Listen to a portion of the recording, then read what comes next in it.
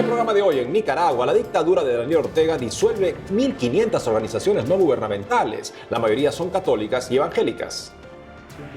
Financiarse y acallar voces críticas llevarían a Daniel Ortega a cancelar los organismos no gubernamentales en Nicaragua, opina ex rector jesuita de la Universidad Centroamericana a un año del despojo de la institución por la dictadura. Cardenal de Jerusalén destaca que Tierra Santa enfrenta un momento decisivo para las negociaciones que podrían conducir al fin de la guerra. Desde España, científicos identifican los restos del obispo que descubrió la tumba de Santiago, el apóstol evangelizador de la nación. A 18 días del Congreso Eucarístico en Ecuador, en nuestro especial sobre milagros eucarísticos en Latinoamérica, le presentamos el milagro de la ola en Colombia. Hola Natalie, un gusto estar contigo. Un gusto también estar contigo, Eddie, con nuestros televidentes informando desde los estudios en Lima, Perú. Gracias por acompañarnos en EWTN Noticias. Soy Eddie Rodríguez Morel. Yo soy Natalie Paredes. Iniciamos las noticias desde Nicaragua, en donde 1.500 organismos no gubernamentales quedaron cancelados este lunes 19 de agosto. La mayoría son organizaciones católicas y evangélicas, entre ellas la Asociación Cáritas Diocesana de Granada. La medida se da 3 días después de que la dictadura de Daniel Ortega anunciara que reformará el funcionamiento de esas instituciones. A partir de la fecha tendrán que formar alianzas con entidades del Estado para ejecutar sus proyectos en Nicaragua. La disolución, que implica la expropiación de los bienes en favor del Estado, fue publicada en el diario oficial La Gaceta. Según el gobierno, cerraron las ONG por incumplimientos con las leyes que las regulan. Ahora suman más de 5.200 las organizaciones de este tipo disueltas desde el estallido social en 2018. Hace un año fue confiscada la Universidad Centroamericana UCA, con sede en Managua, a cargo de la congregación jesuita. ¿Me permiten darles un abrazo? No preciso ni decir. Estamos conectados con el padre Eduardo Valdés, ex rector de la UCA de Nicaragua. Padre Valdés, qué gusto tenerlo conectado con nosotros en EWTN Noticias. Muchísimas gracias por la invitación. Padre, después de un año, ¿qué significó para ustedes el despojo de la Universidad Centroamericana de Nicaragua por parte del gobierno de Daniel Ortega? Primero, como que cercenó una historia de la universidad con Nicaragua, porque la universidad cobijó no solamente la parte intelectual de las carreras, la biblioteca, sino que también de ahí fue un lugar donde nació, por ejemplo, un centro de investigación que tenía, entre otras cosas, una ayuda a las zonas campesinas. También tenía análisis de lo que era el campesinado de Nicaragua. De ahí también salió una entidad que después se salió de la universidad por su tipo de trabajo, donde se hacían préstamos a personas y se hizo una especie de banquito, como dijeron. Era una financiera para ayudar a los campesinos. Por otro lado, cuando la universidad quiso recuperar sus ingenierías, hubieron 2 jesuitas que tenían doctorados, cada uno de ellos en ingeniería. Uno tenía en ingeniería electrónica y la otra en ingeniería mecánica, que relanzaron toda una nueva concepción muy moderna de lo que son las ingenierías. Y entonces estaban queriendo ingeniería de aguas, ingeniería del sol y tal. Y entonces comenzó otra vez la universidad a marcar también en su aspecto científico. Entonces, diríamos, el quedarse con todo eso, al principio nosotros decimos, ojalá el país pudiera mantener la universidad, pero lo que se dio es que inmediatamente no tenían la capacidad, ni la gente, ni el personal adiestrado para llevar adelante muchos de esos proyectos. Entonces, todo eso fue como una especie de derrumbe. Y entonces no sabemos qué se han hecho con las obras de arte que tenía la universidad, qué se ha hecho con todos esos elementos documentales, donde se puede perder una historia que incluso era desde el tiempo de la colonia, hasta la actualidad. Entonces da una tristeza, es como una tristeza, porque incluso nosotros hemos pensado que si en algún momento dado quisieran devolverle la universidad a la compañía, volver a, diríamos, restituir todo este tipo de cosas, en algunas cuestiones va a ser si no imposible, va a ser una tarea que no va a ser muy costosa. Y entonces no va a ser posible también por los costos que eso va a implicar. ¿Y cuál es su opinión sobre esta nueva confiscación por parte de la dictadura, esta vez a 1.500 ONG religiosas en su mayoría? Diríamos, esas confiscaciones ya se habían comenzado a dar, quizás no tan masivas como ahora, pero no sabemos si no sabemos si es solo acallar cualquier voz que en un momento dado tenga la capacidad como de presentar una alternativa, si es un modo de tratar de tener fondos para poder mantener todo un tipo de organización, porque no es solo confiscación, entonces se recogen las propiedades, se recoge el dinero, se recoge todo.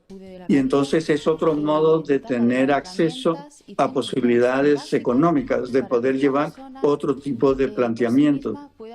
Entonces sí da tristeza, sobre todo porque en algunos de estos casos, algunas de esas ONGs y de trabajo que se estaban haciendo eran trabajos muy directamente ligados con gente pobre del país. Padre, ¿qué mensaje le da a los sacerdotes que fueron deportados de Nicaragua y a los que todavía están ahí? Yo siento que más bien ellos nos dan ánimo a nosotros. ¿En qué sentido? Por su capacidad y su resiedumbre de mantenerse en medio de todas las contradicciones y todas las dificultades que tiene, el deseo de cómo mantenerse y no salir. Nosotros tenemos algunos sacerdotes nuestros que no quisieron salir. Ellos decían, mire, aquí hemos hecho un enorme esfuerzo, aquí queremos morir con nuestra gente, en ese sentido de gastar la vida. Entonces yo les animaría a decirle que estamos como admirados de su ejemplo y de su capacidad de mantenerse fieles y firmes en esa dinámica de servicio. Y que nosotros lo que nos toca es tratar de ayudarlos para ver cómo hacemos para que haya otro tipo de salidas y otro tipo de posibilidades para la gran mayoría de la gente de Nicaragua. Y que no sea como está pasando con algunos países, que mucho de lo que se está manteniendo ahora en el país son por las remesas. Es decir, que la mejor exportación es la exportación de gente. ¿Y qué le diría al presidente Daniel Ortega? No sé qué decirle, porque diríamos, a él lo hemos visto y nos tocó estar con él en diversas etapas. Desde su diversa etapa que estaban comenzando todos unos movimientos, también la etapa del sandinismo, una cuestión así, después el paso para la señora Violeta de Chamorro y todo el proceso, entonces todo el esfuerzo que estaban haciendo. Entonces no sé cómo decirle que no, tristemente que no se pierda como una búsqueda que en su momento quiso ser para mayor beneficio de la gente. Y entonces recuperar el espíritu que siempre la línea sandinista quiso mantener, como un espíritu de servicio para la gente y no servirse de la gente. Padre Eduardo Valdés, muchas gracias por la entrevista. Muchas gracias y entonces muy agradecido porque ustedes también mantengan esta línea solidaria de cómo por lo menos mantener la esperanza en este camino. Me permiten darles un abrazo, no preciso ni decir. Esta mañana cientos de laicos se reunieron en la ciudad italiana de Rimini para conversar sobre los retos de la sociedad contemporánea y las vías para obtener la paz. Entre los ponentes estuvo el cardenal Pier Battista Pizzaballa, patriarca latino de Jerusalén. Atestiguó las devastadoras consecuencias de la guerra en Medio Oriente. Nuestro corresponsal en el Vaticano, Paola Arriaza, nos cuenta. Frente a la tentación del desánimo y el desafío de una paz que parece imposible, el Santo Padre exhorta a todos a convertirse en protagonistas responsables del cambio. Con estas palabras, el Vaticano envió un mensaje a los participantes del encuentro para la amistad entre los pueblos de Rimini, Italia. El cardenal Pier Battista Pizzaballa, patriarca latino de Jerusalén, inauguró el evento. Durante su ponencia, Pizzaballa recordó que el ataque del 7 de octubre marcó la historia entre Palestina e Israel. El cardenal subrayó que la violencia que se desencadenó ese día exasperó sentimientos que ya existían y que ahora se han transformado en lenguaje común, como el odio, venganza y la la incapacidad de reconocer al otro. Pizzaballa subrayó que Tierra Santa enfrenta un momento decisivo y que las negociaciones podrían conducir al fin de la guerra. Sin embargo, explicó que tras el conflicto aún habrá mucho por hacer para reconstruir la comunidad. Comunque, in un modo o nell'altro la guerra finirá. Pero reconstruir. Sin embargo, de un modo u otro, la guerra terminará. Pero reconstruir esa desconfianza, esa actitud de desconfianza, el odio, el desprecio profundo, será un trabajo arduo que deberá implicar a todos. Que ci dovrà impegnare tutti. El cardenal dijo que la justicia es necesaria. Sin embargo, señaló que justicia sin el perdón se transforma en recriminación. Añadió que solo el perdón puede ayudar a superar esta situación y que la fe cristiana debe llevar al debate público esa posibilidad. Non abbiamo le risposte a queste situazioni. No tenemos las respuestas a esa situación, pero tenemos una dirección que es Dios. Y juntos, cada uno con la perspectiva de su propio dolor, dirigimos esta pregunta a Él, que da sentido a todo lo que hacemos. A colui che dà senso a tutto quello che noi facciamo. Desde sus inicios en 1980, este encuentro anual para laicos ha acogido a distintos cardenales, como el cardenal Ratzinger en 1990. Organizado por el Movimiento Católico Internacional Comunión y Liberación, el encuentro promueve la convivencia pacífica entre los pueblos. En Roma, Paola Riaza, EWTN Noticias. Y ahora llevamos nuestra mirada hacia España con un importante hallazgo científico en torno al apóstol Santiago el Mayor, evangelizador de la nación. Nuestro corresponsal Nicolás de Cárdenas tiene estas novedades. Un equipo científico ha identificado los restos del obispo de Iria Flavia, Teodomiro, quien recibió una revelación sobre la localización de la tumba de Santiago el Mayor, el apóstol que evangelizó España y dio origen a la mayor ruta peregrina de Europa. Así se recoge en un artículo publicado por la Universidad de Cambridge, en el que se dan detalles de la investigación liderada por el español Pachi Pérez Ramallo, miembro de la Universidad Noruega de Ciencia y Tecnología. El origen del Camino de Santiago se remonta al siglo IX, cuando un ermitaño presenció una lluvia de estrellas que descendía sobre un campo. Al llegar al lugar, descubrió una antigua tumba e informó al prelado. Según la tradición, pasaron 3 días de oración y ayuno hasta que el obispo recibió una revelación en la que se le hizo conocer que se trataba del lugar donde el apóstol Santiago había sido enterrado junto a 2 de sus discípulos. Fue el rey Alfonso II de Asturias, al conocer los hechos, quien mandó construir una iglesia en el lugar, tras ser el primer peregrino al lugar santo, recorriendo una ruta desde la ciudad de Oviedo, que aún hoy es conocida como el Camino Primitivo. Pronto fueron muchos más los que, guiados por la fe y la piedad, acudieron al lugar, que con los años se transformó en la Catedral de Santiago de Compostela. Una investigación de 1955 ofreció datos confusos sobre la identidad del obispo Teodomiro. Ahora se ha llegado a la convicción de que se trata de un adulto mayor de sexo masculino con una constitución grácil, que tendría unos 45 años y cuya datación es coherente con la fecha de la muerte de la lápida, el 847 después de Cristo.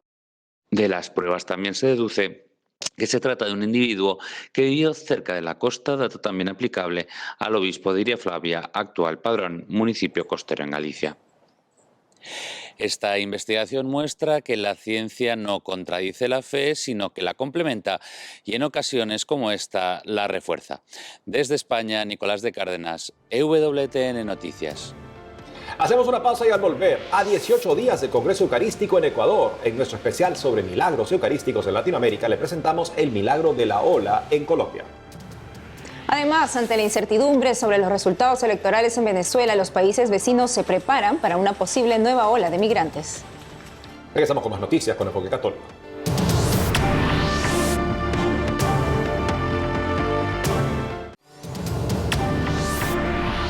Faltan 18 días para el Congreso Eucarístico Internacional en Ecuador y a propósito de este gran acontecimiento que servirá para profundizar sobre Jesús en la Eucaristía, en EWTN Noticias estamos presentando milagros eucarísticos ocurridos en Latinoamérica. Los milagros eucarísticos son signos sobrenaturales muy poco frecuentes que resaltan de manera singular la presencia de Dios en las hostias consagradas. Veamos qué ocurrió hace más de un siglo en Colombia. Nuestra corresponsal Lida Lozada nos informa.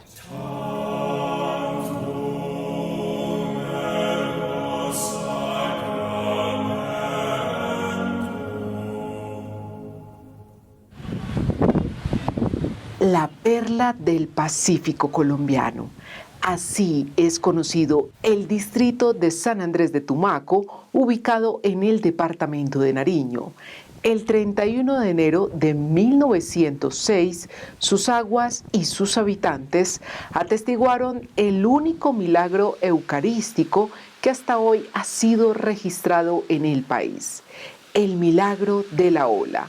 Un acontecimiento que desafió por completo la naturaleza, salvó múltiples vidas al detener un tsunami y arraigó profundamente la fe de sus habitantes. Este es uno de los milagros que protagoniza la exposición diseñada por el beato Carlo Acuti. En aquel momento y en ese episodio, efecto del terremoto más fuerte que hasta hoy ha sacudido a Colombia, dos agustinos recoletos, Fray Gerardo Larrondo y Fray Julián Moreno, fueron los encargados de guiar al pueblo hacia este acto de fe en la playa, en el que se vio la incomparable fuerza de Jesús Eucaristía. Pero actualmente es otro fraile de la Orden de los Carmelitas Descalzos el que se ha empeñado en investigar a profundidad el hecho y mantener viva la memoria de aquel milagro, no solo para acrecentar la fe en muchos católicos, sino también para que éste brille como luz de esperanza para un territorio que hoy por hoy sufre tanto los avatares de la violencia como lo es Tumaco. A las 10 de la mañana, cuando ocurre el terremoto, pues la población se percata que el mar se retira y se retira de una forma abrupta. Y van a decirle al párroco, que en ese momento era Fray Gerardo Larrondo, le gritan, le piden, le suplican, le toman del hábito y le dicen que por favor saque a Jesús Eucaristía y que lo lleve hacia la playa. Fray Gerardo, lleno de fe, pero movido por ese amor de la gente, consume todas las hostias que tenía en el sagrario y deja una reservada. Y con esa decide irse hacia ese lugar donde acontece el milagro y les dice: vamos, hijos, vamos, y que Dios se apiade de nosotros. Y allí en la orilla, cuando observan esa pared de agua inmensa, Fray Gerardo Larrondo levanta la hostia sagrada y hace la señal de la cruz. Y ante esa señal de la cruz, esa ola descomunal se va desvaneciendo entre estertores, pero no hace daño en ninguna población cercana. Desde ese momento y cada 31 de enero, el pueblo tumaqueño realiza una procesión con Jesús Eucaristía, celebra también una solemne Eucaristía y realizan 40 horas de adoración para agradecer por el milagro que Jesús realizó allí. Y es que dicen que Tumaco es el único lugar en el mundo donde Dios, con su dedo, supo tocar sus aguas para bendecirlas. Las aguas de Tumaco quedaron sagradas, las aguas de Tumaco, y la gente viene a bañarse a sus aguas porque descubren que el agua de Tumaco, el agua del mar, es un agua que está tocada por el dedo de Dios. Jesús Eucaristía se muestra en el pobre que está aquí.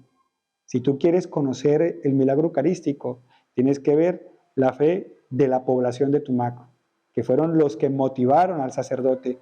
Hoy más que nunca necesitamos fieles, laicos, enamorados de Jesús, que nos motiven a los sacerdotes, que nos entusiasmen, que nos alerten, que nos despierten y que nos demuestren que Jesús está vivo en cada Eucaristía que celebramos.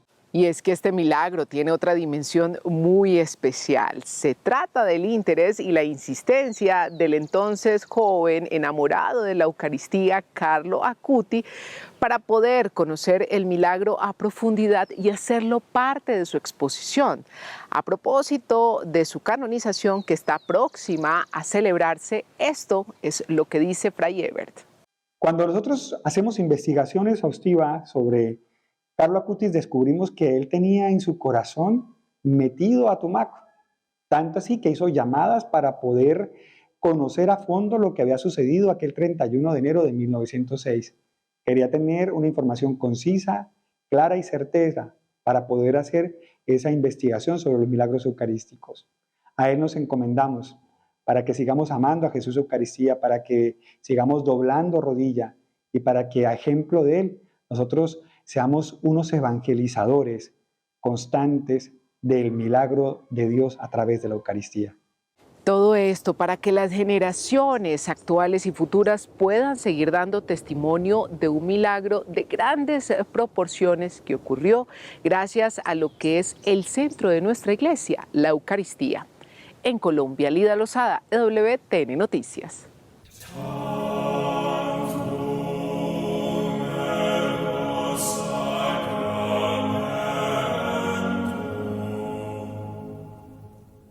Y ahora nuestra atención sobre Venezuela. Ante la incertidumbre sobre los resultados electorales del 28 de julio, cuya revisión está en proceso por parte del gobierno de Nicolás Maduro, quien se declara ganador. Los países vecinos en América Latina se preparan para una posible nueva ola de migrantes. Aquí los detalles. Aquí una decena de migrantes venezolanos cruzando, hace un par de años, la peligrosa selva del Darién, jungla que separa Colombia de Panamá. Toman el riesgo buscando un futuro mejor. El panorama podría repetirse pronto. La crisis política en Venezuela, a raíz de las elecciones presidenciales que proclamaron presidente a Nicolás Maduro bajo denuncias de fraude, ponen en alerta a los países receptores de migrantes en América Latina. Es una alerta humanitaria porque se prevé que pueda haber una nueva salida masiva de venezolanos con todo el drama que esto implica de exposición a riesgos, a inseguridad personal, alimentaria, a la dignidad comprometida y a toda la vulneración que implica un tránsito hacia el Darién y también a hacerse una vida en países receptores. Y seguramente más venezolanos irán a Colombia o vendrán a Perú, que somos los mayores receptores, con un impacto directo para la política nacional peruana en tema migratorio y por tanto un impacto directo en nuestra relación social, económico-social, porque tampoco podemos recibir a todos, eso hay que ser muy claros. En Colombia, a los venezolanos se les otorga un documento de identidad único que les permite estudiar, trabajar y acceder al sistema de salud durante 10 años. Por su parte, en Perú, se les exige tener la documentación adecuada para ingresar al país.